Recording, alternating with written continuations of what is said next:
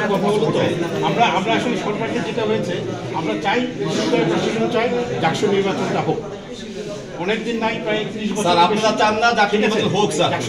আমরা জানি ভালো করে স্যার যদি হইতো স্যার শিক্ষার্থীরা গত 5 মার্চ যাবত স্যার আমরা রাজপথে আছি এখন কেন আমাদের দাবি নিয়ে আপনাদের কাছে তো করতে হবে বলেন আপনারা প্রশাসনে আসার আগে সবার আগে তো আমাদের শিক্ষার্থীদের দাবি আদায় বাস্তবায়ন দরকার ছিল আপনারা সেটা করছেন গত মিটিং একটা মতবিনিময়ের সময় আপনাদের রেজুলেশন দিয়েছেন সময় দিয়েছেন 3 মাস যেখানে দেশের সংবিধান সেটা পরিবর্তন করা সম্ভব 3 মাসের মধ্যে আপনাদের ডাকসুর মতো একটা গঠনতন্ত্র 7 পেজের সেটাকে আমরা 3 মাস সময় দিয়েছি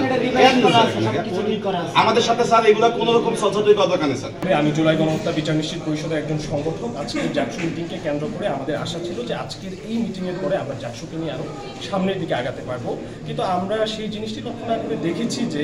কতিপয় কিছু ভুইপুর ছাত্র সংগঠন যাদের কোনো ম্যান্ডেট নাই কমিটি নাই কর্মী নাই এরকম কিছু সংগঠনের নেতা কর্মীরা এখানে একটা হট্টগোল সৃষ্টি করতে চেয়েছেন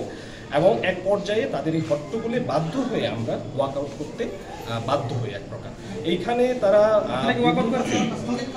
ওয়াকআউট তারা আমাদের করতে বাধ্য করেছে আমরা স্বেচ্ছায় ওয়াকআউট করিনি মিটিংটির অবস্থা এরকম হট্টগোলে পরিণত হয়েছিল যে এখানে আসলে কোনো ফ্রুটফুল ডিসকাশনের জায়গা ছিল না দ্বিতীয়ত একবারে খোলাখুলি আমি বলি তারা যদি 89 সালের কবির হত্যাকাণ্ডের বিচারটাকে সামনে আনতে চান তাহলে 94 সালে ভাসানী হলে 342 নম্বর রুমে কামরুল ইসলামকে সারা রাতভর পিটিয়ে হত্যা করে তার লাশ ফয়জুন্নেসা হলের পূর্ব পাশের জঙ্গলে ফেলা হয়েছে সেই কামরুল ইসলামের পরিচয় এটা ছাত্র শিবির তাদের ওয়েবসাইট অনুযায়ী দাবি করে সে তাদের কর্মী আমি ব্যক্তিগতভাবে কোনো পত্রিকা বা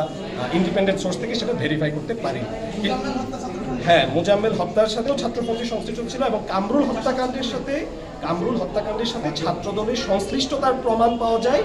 ছাত্রদলেরই বয়ানে 1994 সালে যখন এই ঘটনা ঘটে ছাত্রদল এমএইচ হলে ছাত্রদলের লোকাল গ্রুপ এন্টি লোকাল গ্রুপকে কামরুল হত্যার জন্য দায়ী করে শামীম হত্যাকাণ্ডের সাথে জড়িত ছাত্রদল এবং সেটা প্রকাশ্য ভিডিও আছে এবং তাদেরকে বিশ্ববিদ্যালয় থেকে বহিষ্কার করা হয়েছে এখন যদি কবির হত্যাকে একটা রেফারেন্স করে আপনি একটা রাজনৈতিক ঐকমত্যে পৌঁছাতে চান তাহলে কামরুল হত্যাকাণ্ডের জন্য ছাত্রদল নিষিদ্ধ হওয়ার কথা ছিল 1994 সালে প্রত্যেকটা ছাত্র সংগঠনের ভুল আছে ভ্রান্তি আছে পাপ আছে আমরা 24-এর পরে চাচ্ছি যে সবকিছুকে একটা পাশে রেখে সমালোচনা থাকবে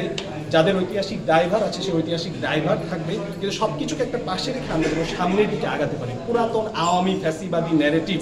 শিবির ট্যাগ রাজাকার ট্যাগ আমরা জানি এই ট্যাগের তো কোনো শেষ নাই এই ট্যাগ একটা সাধারণ শিক্ষার্থী থেকে হিন্দু থেকে শুরু করে সাংবাদিক থেকে শুরু করে থিয়েটার করা মানুষ এমন কারোর উপরে নাই যে ট্যাগ করে সুতরাং আবারও যদি কেউ এই ট্যাগের রাজনীতি নতুন মোড়কে চালু করতে চায় সেটা একটা কঠোর নিন্দা আমাদের থাকবে